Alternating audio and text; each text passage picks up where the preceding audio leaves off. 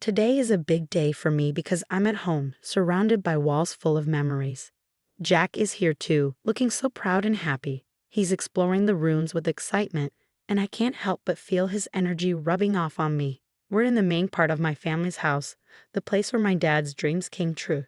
My dad worked really hard to make this place amazing, and now it's worth a whopping $100 million. It's like his legacy, something he left behind for me when he passed away. Now, without my dad by my side, my husband wants a piece of our family's legacy. He insists that what used to be mine alone should now belong to both of us. But I know better. I have proof. Papers with my name, Sarah, as the rightful owner. At 42, I work in the digital world, thanks to my job at an online bank. This career wasn't just a whim, it was shaped by the values my parents taught me about money management. They showed me how important it is to be responsible with finances, lessons I still carry with me today. Growing up with money, my parents taught me to respect it and not take it for granted. Despite our wealth, they made sure I didn't grow up spoiled. My allowance was just like everyone else's, and we didn't eat fancy meals all the time. I went to a regular public school, not some fancy private one. But somehow, rumors about us being super rich spread anyway. People thought my life was all about luxury and fun because of our big house and money. Sarah, with your huge house and all your money, life must be easy, right? You must have all the cool gadgets and games. Can we come over and play? People often asked me these questions, thinking I had everything. But the truth was, my life wasn't as extravagant as they thought. I didn't have the newest toys or gaming consoles, but people still assumed I did. Sometimes it felt like everyone just wanted to be my friend because of my family's money. Sarah, you're rich, right? Can you lend me some money? People asking for money always made me uneasy. It felt like I didn't understand the values my parents taught me. Then, I got into a tough spot when I accidentally broke Maria's gaming console. I didn't have any money at that moment, which made things even worse. Around the same time, Julie and I became classmates. She asked if I had told my parents about the accident, but I was too scared of disappointing them to say anything. I can't tell them. They might get mad. That's why I'm asking you, Sarah, she confessed. Saying no felt awful, especially since I didn't want things to be awkward at school. But my parents were clear about not lending money, so I had to apologize to Julie and explain that I couldn't help. After I couldn't help Julie, she ended up crying. And soon rumors started flying around. People accused me of not helping a friend in need, even though my family was well off. I tried to explain that I didn't have any money to spare, but it didn't seem to matter. Then, Maria said something that really hurt. She suggested that I cared more about money than friendship. Things got worse when Maria and Julie started spreading lies, saying I owed them money and refused to pay for the broken console. The school found out the truth eventually and scolded Maria and Julie. But instead of stopping, the rumors got worse and even reached my parents. My dad decided to deal with it and organized a meeting with their families. Even though they said sorry, I decided to stay away from Maria and Julie after that. I still had to deal with their looks and whispers, but at least there were no more direct confrontations. During dinner that night, my dad shared advice that stuck with me for years. He said it's important to stand by your decisions, especially when it comes to money. Sarah, it's okay to say no, he said with a smile. You don't have to tell anyone about your finances. If someone keeps asking, just say you'll have to check with your parents, even if you know you can't lend money. This lesson about handling money matters gracefully and firmly became really important to me. As I grew up, I became more careful about who I let into my life, focusing on friendships based on character, not money. After university, I made sure to keep my work and personal life separate, avoiding any financial complications. This whole experience taught me the importance of setting boundaries in both friendships and finances, and it's shaped who I am today. When I was 35, I met Jack through a friend, and despite him being a bit younger, his genuine personality quickly won me over. We started casually dating, and before long, it turned into something serious.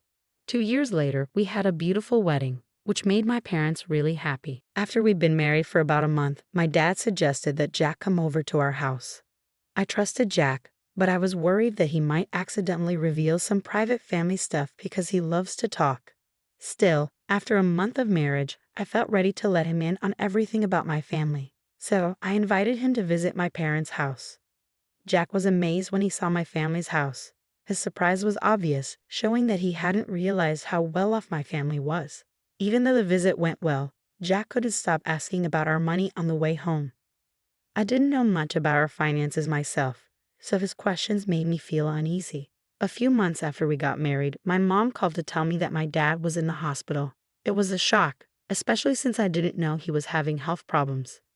Thinking back to our last visit, I remembered how he didn't seem well, and now I felt really worried and guilty. When I went to the hospital with my mom that Saturday, my dad tried to stay cheerful, but we could tell he was feeling down. He apologized for what he saw as a burden to us, showing his gentle nature. Then the doctors told us he had advanced pancreatic cancer, and it had spread too much for surgery. It was like a punch to the gut. We couldn't believe someone as health-conscious as my dad could get so sick. After the diagnosis, my dad stayed strong. He just wanted us to be happy, which made us all tear up. I wanted to spend every moment with him, but hospital rules meant only close family could visit. He wished for our friends to be around to make happy memories at home, which reminded us of the life he wanted for us.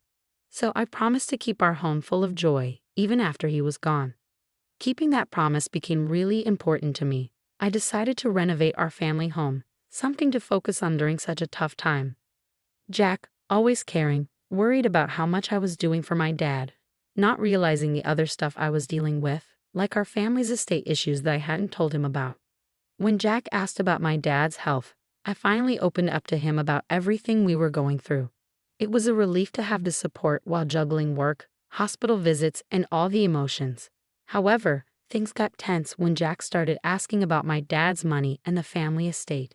He even suggested getting legal advice, just in case something happened to my mom too. It brought up painful memories for me. My dad had a lawyer he trusted, but Jack's insistence on being cautious with money started causing problems between us. A few months later, my dad passed away after bravely battling his illness. Then, the discussions about inheritance started within the family. I ended up getting a big house worth $5.5 million. But Jack's growing interest in the inheritance, despite me trying to keep him out of it, made things even harder. He was excited about moving into the mansion and kept asking about financial stuff, which caught me off guard. I later found out he'd been talking to my cousin at the funeral, who mentioned how the house would be a waste if it stayed empty. That just made things more complicated. Despite my attempts to explain to Jack that the inheritance wasn't something we shared, he didn't seem to listen. Our relationship started getting more hostile because of it. Even though he was there at my dad's funeral, Jack didn't help out with the memorial services or the legal stuff that followed. As things started to settle down and life went on, Jack dropped a bombshell. He said he changed the ownership of my family home to his name, and he had legal papers to prove it. I was shocked and hurt. Not only did he break my trust, but it also showed a huge lack of respect for our relationship and the boundaries we had. Dealing with inheritance issues brought up bigger problems in our marriage. We had to rethink what we valued, how much we trusted each other, and where our relationship was headed. When Jack told me he changed the ownership of our family home without telling me, I was shocked and hurt. He said he was tired of our marriage and suggested we live together as roommates in the house, with him not giving me much financial support. He even threatened divorce if I didn't agree, which was a lot to take in on top of everything else.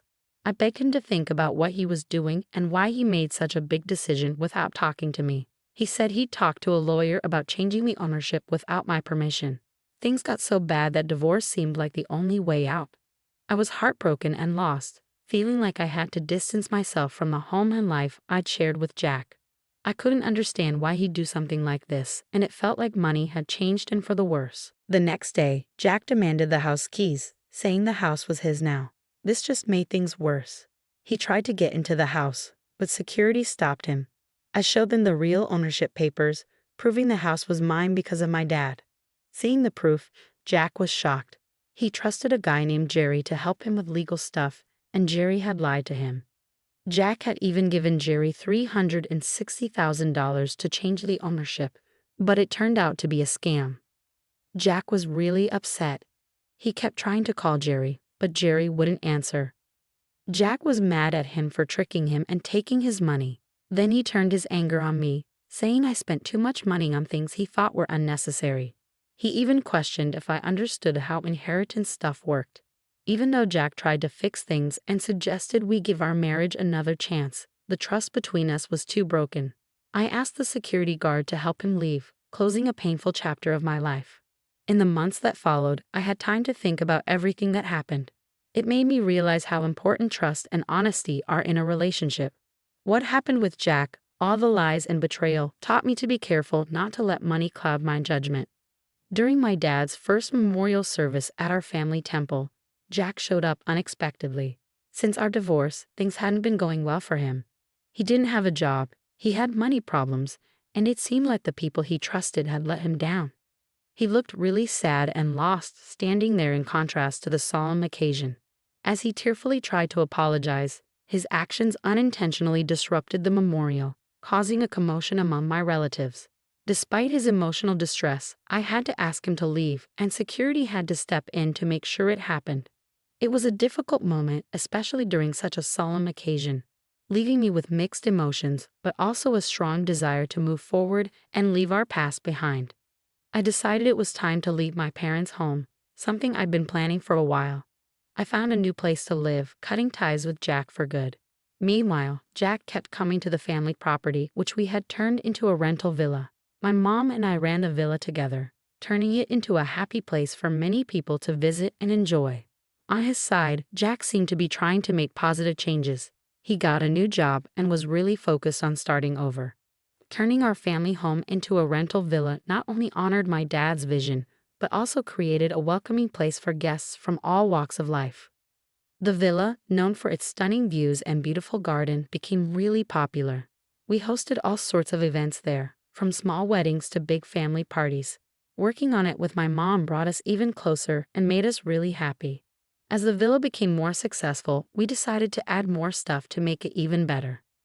We put in a swimming pool, a cozy outdoor lounge, and a fun area for kids to play. We were really committed to making sure our guests had an amazing time, and it paid off. The villa became a top spot for people looking for a peaceful getaway and unforgettable experiences. This whole project wasn't just about making money.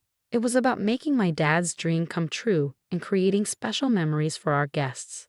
Taking care of the villa's garden filled me with a deep sense of happiness. Seeing our family home turned into a place where people could come together, have fun, and make lasting memories made me really proud. I could almost imagine my father looking down with pride at what we had accomplished, bringing his dream to life. This venture not only fulfilled his vision but also gave us financial stability and a sense of freedom.